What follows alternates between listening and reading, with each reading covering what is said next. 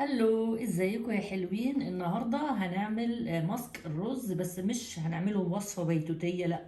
احنا هنعمل ماسك الرز بطريقه احترافيه زي الشركات الكبيره ما بيعملوه وبيبيعوه غالي. ده اللي احنا هنعمله.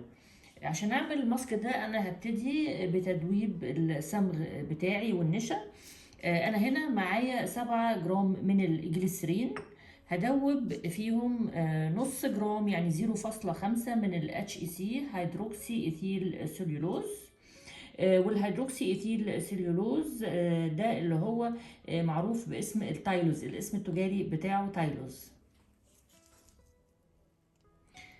هضيفه كده فوق الجليسرين.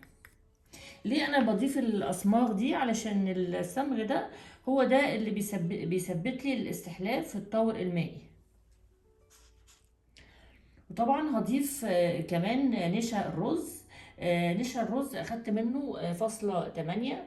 نشا الرز ده ممكن يا اما تطحنيه ناعم قوي كده، يا اما بتشتري دقيق الرز من السوبر ماركت، هو ده النشا الرز.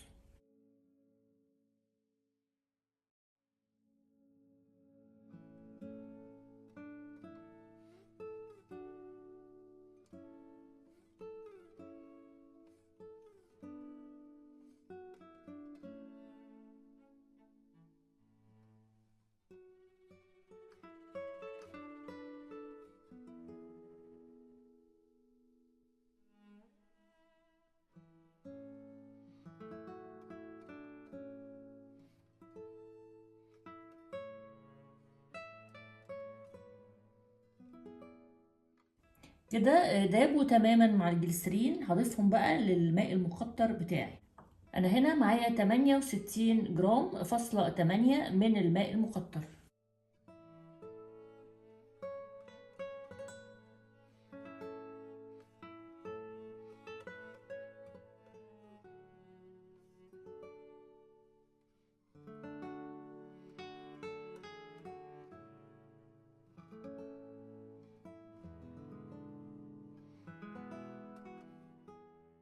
هبدأ أحضر الطور الزيتي، وهبتدي إن أنا أضيف الشموع بتاعتي. هضيف جرام من شمع، من حمض الشمع اللي هو الستيريك أسيد.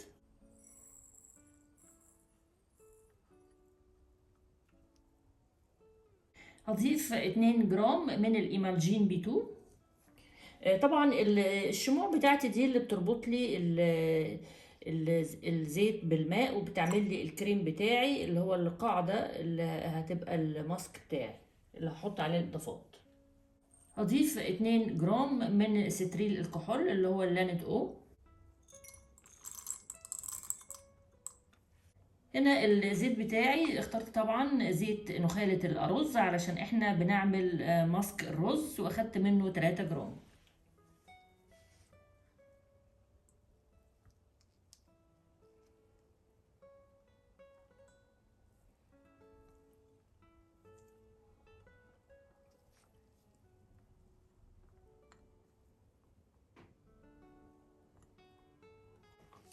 هاخد الطورين، الطور الزيتي والطور المائي، على حمام مائي علشان يدوبوا. اهم حاجة ان المية تكون مغطية خط الشمع، ده اهم حاجة عشان يدوب كويس. هنا بعد ما الشموع بتاعتي دابت مع الزيت، وهنا زي ما انتوا شايفين كده ده قوام الطور المائي.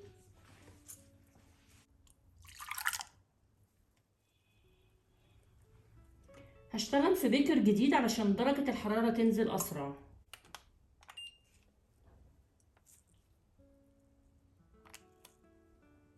56، قيس تاني، 57، وهنا 58.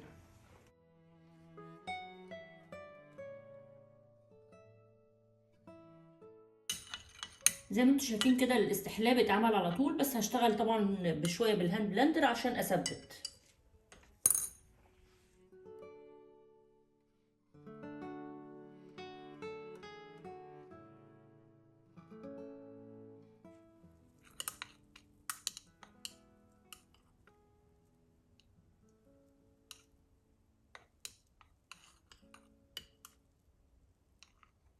شايفين القوام؟ قوام كريم جميل جدا جدا. ده الكريم بيز بتاعي.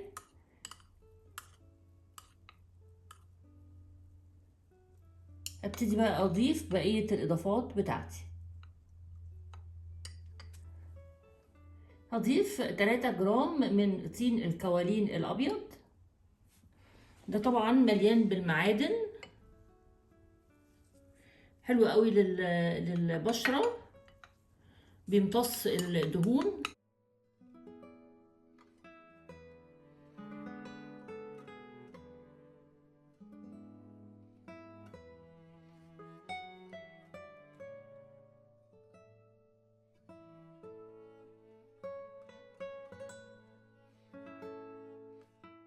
هضيف كذلك 3 جرام من الطين الهندي.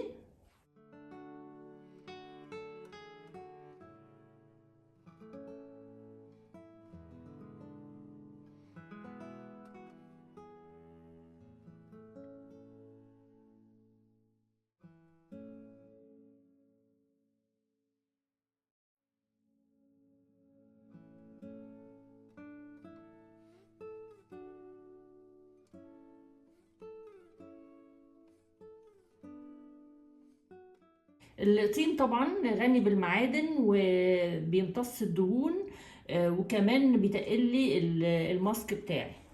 هضيف جرام واحد من خلاصة نخالة الرز، وجرام واحد من خلاصة الكلنديولا. الكلنديولا دي نوع من الزهور،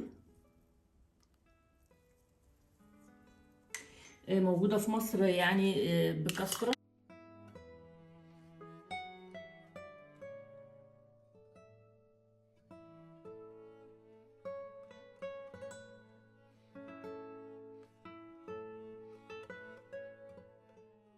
لغاية دلوقتي كل الخامات دي متاحة في مصر. دلوقتي انت عندك خيار. لا، عندك خيار يعني تختاري، مش خيار يتاكل. ان انت تضيفي كمقشر خفيف كده جرام من نخالة الرز، او ممكن تضيف حاجة تانية، بس انا خايفة ان انا اضيف جرام نخالة الرز، لان انا عارفة ان ده قوام كريمي، وقشر ونخالة الرز دي اللي هي قش الرز ده يعني سريع التعفن جدا، ويعني بيضرب سوس على طول، فانا خايفة احطه في الكريم بتاعي بصراحة. بس اللي عايز يعمل الوصفة زي ما هي ممكن يضيف جرام من نخالة الرز، او ممكن تضيفي جرام كمقشر من خشب الجوز مطحون ناعم او جدا جدا جدا عشان ما يأذيش البشرة، او تضيفي اي صنفرة تانية انت حابة تضيفيها يعني. انا هنا حابة اجرب حاجة لاول مرة. دي ده اسمها بامبو بيرلز من خشب البامبو.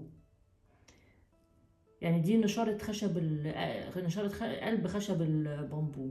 المفروض ان هي مفيدة جدا للبشرة. اخدت منها جرام واحد بس. دي انا جبتها من ارومازون.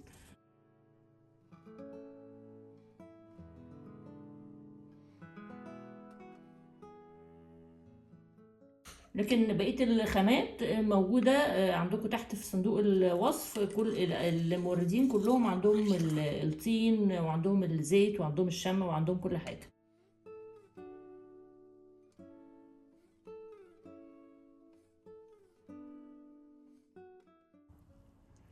هضيف 0.2 من زيت أساسي لبان الذكر. طبعا ده يعتبر كولاجين طبيعي، وكمان عشان يديله ريحة شوية.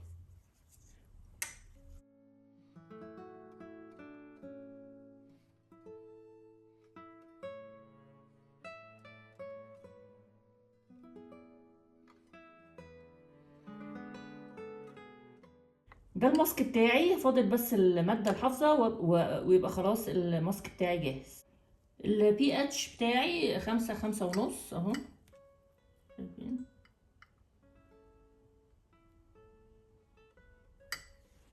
هضيف المواد الحافظة بتاعتي 0.2 من البيوكرول WS1، و0.5 من الفينوكسي ايثانول.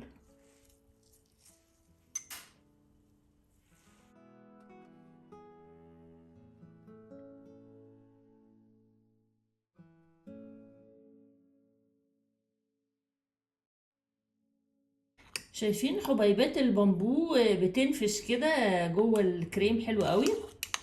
دي كمان بيستخدموها لما بيجوا يعملوا ساعات صابون وكده، بيبقى في حبيبات وكده، دي بتكون حبيبات البامبو اللي بتنفش جوه الصابون وكده، الصابون السائل، بتبقى شكلها حلو قوي الصراحة. ساعات بيحطوها كمان جوه السيرمز.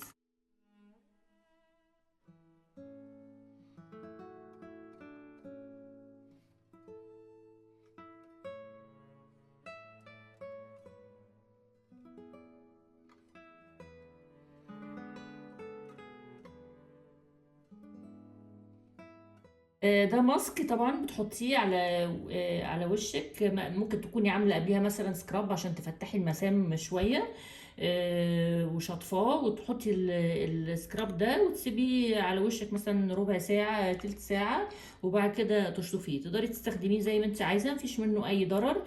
ده بيوحد لون البشره، جميل جدا، بيشيل التصبغات. يعني دي ميزه الرز.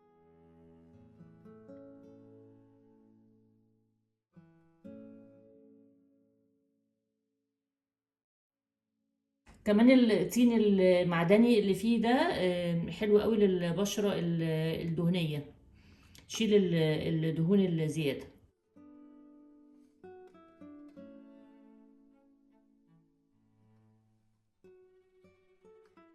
ومفيش منه أي ضرر على البشرة الحساسة، يعني هو بصراحة مناسب جدا لجميع أنواع البشرات.